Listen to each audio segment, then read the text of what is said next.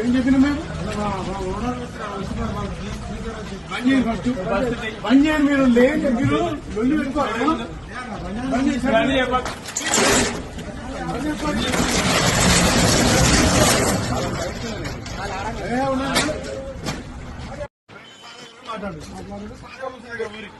మొర పెట్టుకోరు ఇక్కడ మాత్రం లోకల్లో నేను చెప్తున్నా తీసి 1 గంట లేదు 11:30కి ఇప్పుడు వచ్చిన నిన్న తీసి నాకు తెలిసింది అందుకే మొదలు వచ్చాం తీసి బంద్ చేయించేది వద్దు ఫస్ట్ తీయకుండా 1 గంట తీరు నేనుంటే నా దగ్గర అంతే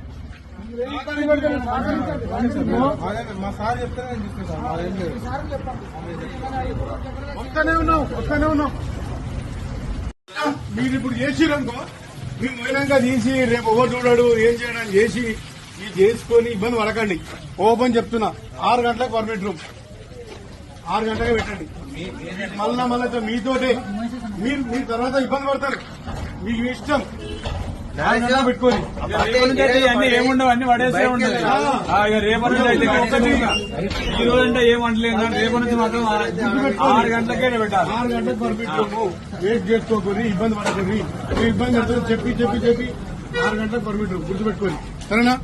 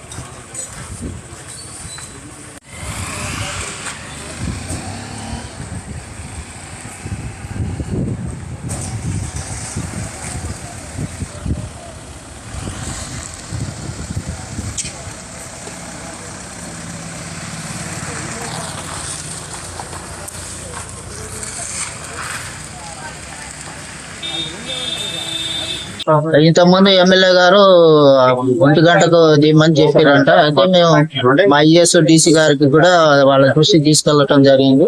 మీరైతే మీ రూల్ ప్రకారం ఎక్సైజ్ పాలసీ ఎట్లుందో దాని ప్రకారం ఫాలో కామని చెప్పారు. అందులో నిన్న ఏదో చిన్న ఇష్యూ అయిందంటే మేము ఇక మా ఐఎస్ డీసీ గారు మమ్మల్ని ఎన్ఫోర్స్మెంట్ వాళ్ళను కూడా జీటీఎఫ్ వాళ్ళను కూడా పంపించడం జరిగింది. అందుబాటులో ఉండి వాళ్ళ దగ్గర ఉండి తీపిమని చెప్పారు. అందులో భాగంగా మేము రావటం జరిగింది. మేము మా పై అధికారుల ఆదేశానుసారం మేము వాళ్ళకు సెక్యూరిటీ చేయడానికి రావడం జరిగింది. సో ఈ వైన్ షాపుల మీద ఇబ్బంది అది వాళ్ళు ఏమైనా వస్తే అసాల్ట్ కేసు లాంటిది ఏమైనా ఉంటే మేము పోలీసులో కంప్లైంట్ చేస్తాం. వాళ్ళు ఎవరైనా బలవంతంగా వచ్చి ఏమైనా చేస్తే ఫర్దర్ గా మా ఈ పై అధికారుల ఇన్స్ట్రక్షన్ ప్రకారం మేము వాళ్ళ మీద కంప్లైంట్ చేయాల్సి వచ్చింది. మా రూల్ ప్రకారం ఫాలో కమ్మని చెప్పి ఉంటాం. మేము ఉండటానికే వచ్చింది.